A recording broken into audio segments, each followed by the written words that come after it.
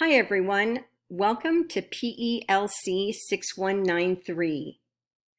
There are many names on the roster that I have had in class before, and I am excited to be learning with you again. There are some new names, and I am anxious to learn with you. So welcome.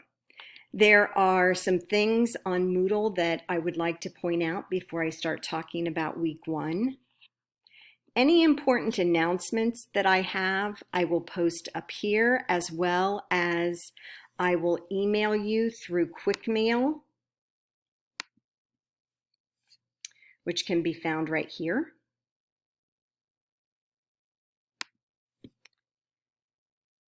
If you have questions, you can post them here, or you can email me through Moodle, through QuickMail. Here is our course syllabus.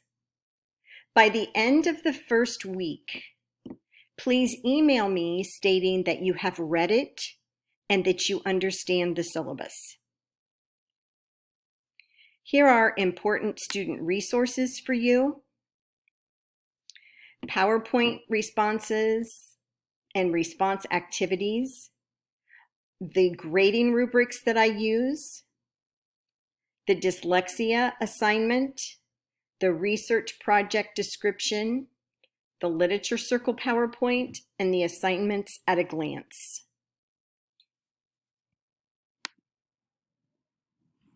If you have any questions, please email me and ask. I can't help you unless you ask.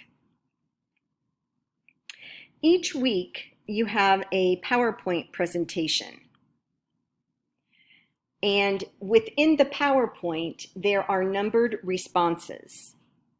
You're creating a Word document to respond to the questions and prompts within this PowerPoint. You will submit them on the PowerPoint response link for each week. Okay, on to week one.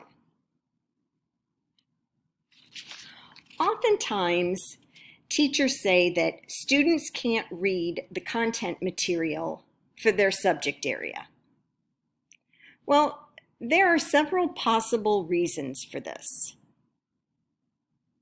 It's quite possible that the students aren't equipped with thinking strategies that effective readers use. For example, they may not know how to visualize when reading, how to make connections, how to question the text. They may not know how to infer, how to evaluate the text, how to analyze. They may not know how to recall and how to self-monitor their own reading. All of these strategies need to be taught to students. These strategies are laid out in a text called Strategies That Work by Harvey and Gudis. This is a text that you need for your professional library if you don't already own it. It is one of those texts that I use and reuse all the time.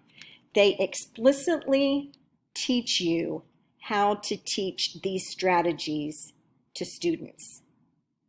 And they begin very early in elementary teaching these strategies.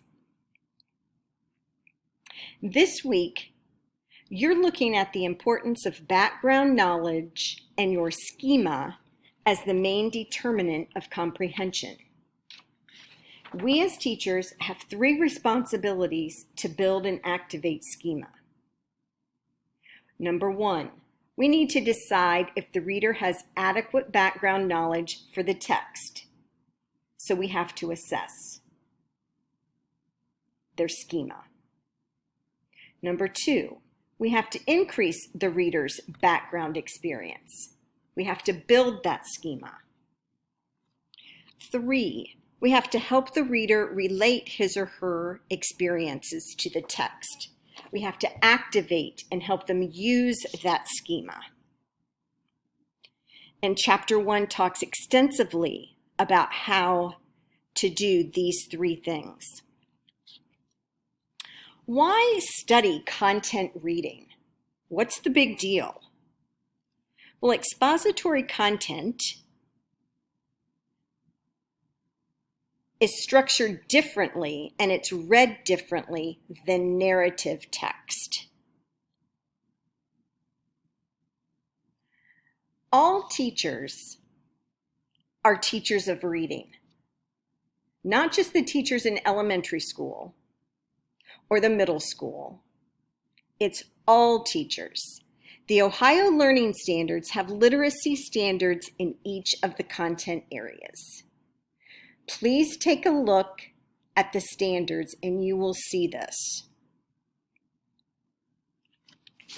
Going back to Moodle, here is your PowerPoint for the week.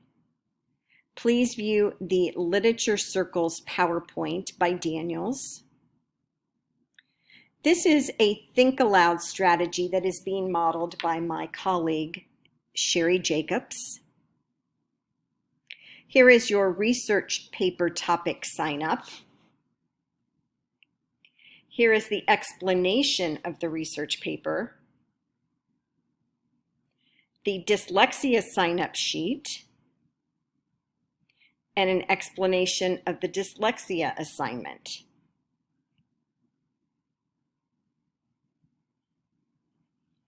Here is a slot for your introduction. Here's a response to chapters 1 and 2 from our text Subjects Matter. And here is the PowerPoint response activity, that document that you're creating. If you have any questions, please ask. Thank you.